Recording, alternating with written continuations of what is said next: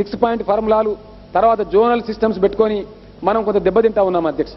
ఎక్కడైనా ఏదైనా ప్రాజెక్ట్ కింద సర్ప్లస్ స్టాక్ మిగిలిపోతే వారిని రాష్ట్రంలో ఏ మూలలోనైనా సరే మనం వాడుకోవడానికి ప్రభుత్వానికి వెసులుబాటు ఉండాలి అధ్యక్ష. కానీ అటువంటి విధానం లేదు. ఈ కొన్ని మనకుగా మనం విధించుకున్నటువంటి ఆంక్షల వల్ల, నిబంధనల వల్ల, జోనల్ సిస్టమ్ వల్ల, 6 పాయింట్ ఫార్ములా వల్ల ఆ సిబ్బందిని మనం వినియోగించుకోలేకపోతా ఉన్నాం. అక్కడ ప్రాజెక్టులో పని లేకపోయినా కూడా మరి కోట్ల రూపాయలు, లక్షల రూపాయలు వాళ్ళ జీతభత్యాలకు కేటాయించి వాళ్ళని అక్కడ ఐడియల్గా పెట్టుకొని ఈనాడు మనం డబ్బు ఖర్చు చేసి డబ్బు వృధా చేసుకుంటున్నటువంటి సందర్భాలు కూడా ఉన్నాయి. మరి ప్రాజెక్టుల విధానానికి వచ్చినప్పుడు దాన్ని సమగ్రంగా సమీక్షించి దానిలో మార్పులు చేర్పులు చేసేదానికి కూడా ప్రభుత్వం డైనమిక్ గా మూవ్ కావాలని చెప్పి అవసరమైనటువంటి నాయకులతో ఆయా ప్రాంతాల మరి ప్రజాప్రతినిధులతో కానీ ఉద్యోగ సంఘాలతో కానీ చర్చించి ఈ జోనల్ సిస్టంలను ఈ మనకు అవరోధంగా ఉన్నటువంటి విషయాలను తొలగించుకునే ప్రయత్నాలు కూడా అందుకు శ్రీకారం చుట్టాలని చెప్పి కూడా ఈ సందర్భంగా నేను మనవి చేస్తా ఉన్నాను అధ్యక్ష. 3 కోట్ల తొలిలో కలిగిస్తున్న సిద్దిపేట ముత్తుబిడ్డ జనం ఊపిరితోనే ముందుకు సాగుతున్న తెలంగాణ ఉద్యమ సారథి మన అన్న శేఖర్ అన్న, మీరందరూ ముద్దుగా పెంచుకునే కేసీఆర్ అన్నను ఇప్పుడు మాట్లాడాల్సిందిగా కోరుతున్నా. ఇది జనమా, తెలంగాణ ప్రభంజనమా?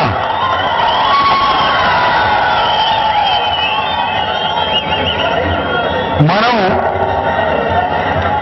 పోయిన జాతర ఎలక్షన్ లో క్యాసెట్ విడుదల చేస్తాం. క్యాసెట్ లో ఏం చెప్పినావు? ముఖ్యమంత్రి వారిని తెగ మురిసిపోకు బాబు, మే 10 తెల్లారి తమ ఇంటి దారి అని చెప్పినాం. తమ దారి ఇంటి దారి అని చెప్పాం. అక్షరాలు అది నిజమైంది.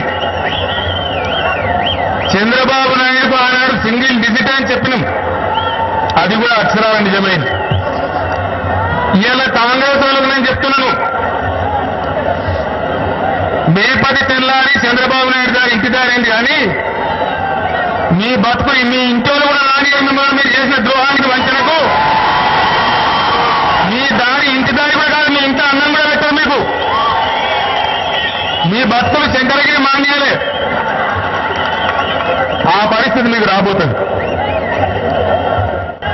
ఇదే చిన్నారెడ్డి గారు టీఆర్సీసీ కన్వీనర్ ఆనాడు ఏం మాట్లాడారు, ఈ రోజు ఏం మాట్లాడుతున్నారు? ఎందుకు మీరు ఈ మౌనం వహిస్తున్నారు? ఈ రోజు మీకు తెలియదా? నిజం కాదా? ఢిల్లీలో కూడా మమ్మల్ని ఒక తింపుడు తింపిండ్రా? 2 ఏళ్ళు అరిగోస పెట్టాడు. కాలికి పెడితే మెడకు పెట్టుడు, మెడకు పెడితే కాలికి పెట్టు. ఏమైనా తెలంగాణ అంటే మరి దీని సంగతి ఏంటంటే, ఒక కమిటీ పెడదామా, 10 మంది అడగాలి కదా. ఓ కమిటీ వేసి ప్రజాస్వామ్య పద్ధతిలో చేద్దామని మంచి మాట అప్లైట్ అట్టాయని కమిటీ పెట్టింది. ఆ కమిటీకి ఉన్న పెద్ద మనిషి ప్రణబ్ ముఖర్జీ మొదలు యూపీఏ పార్టీలకు ఉత్తరాలు రాసింది. నేను మా ఎంపీలు ఢిల్లీలో చెప్పరాసి తిరిగినట్టు తిరిగి యూపీఏలో ఎన్ని పార్టీలు అన్ని పార్టీల ఉత్తరాలు తెచ్చి వాళ్ళకి అప్పచెప్పింది. అన్నా మీరు ఇది కూడా సంపాదించారు కదా అని మళ్ళీ ఇంకో పల్లెం పెట్టింది. ఇక్కడ ఏమన్నాడు? ఏఐసిసి సమావేశం జరుగుతుంటే ప్రణబ్ ముఖర్జీ, భారతీయ జనతా పార్టీ పార్లమెంటులో ప్రధాన ప్రతిపక్షం. ఆ పార్టీ ఇటు అటు ఎటు చెప్తలేదు. ఆ పార్టీలు ఎస్ఓ నోనో చెప్తే నాకు అడ్డబాటు కూడా పట్టదు, రిపోర్ట్ ఇస్తాను అనుకున్నాడు. ఇక భారతీయ జనతా పార్టీ ఒప్పిస్తానికి ఇప్పుడు నరేంద్ర గారు చెప్పినట్టు ఢిల్లీలో మేము ఎక్కడి కొండలేదు, మొక్కని బండలేదు. ఎన్ని పార్టీ వాళ్ళలో పడి వాళ్ళని కూడా ఒప్పించి వాళ్ళతో తీర్మానం పాస్ చేసింది. ఇప్పుడు ఏమైందా? మరి మేజర్ ప్రతిపక్షం ఒప్పుకున్నది కదా. ఇప్పటి సంగతి ఏంటంటే అలా సిపిఎంఓలు ఒప్పుకుంటున్నారు, చాలా డేంజర్ అవుతుందని సిపిఎంఓలు చెప్పారు. ఇక్కడ రాఘవ్ గారు చెప్పారు, అక్కడ సీతారాం యేచూరి గారు చెప్పారు. మేము భారతదేశంలో కొత్త రాష్ట్రాలు ఏర్పడడానికి మా పార్టీ పాలసీ ప్రకారం మేము వ్యతిరేకం. మేము తెలంగాణ మాత్రమే వ్యతిరేకం కాదు.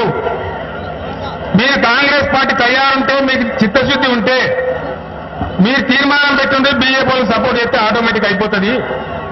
మా భుజం మీద తుపాకీ పెట్టి తెలంగాణ అంశాన్ని ఎందుకు దాచేస్తున్నారని చెప్పి వాళ్ళని నిలదీసింది.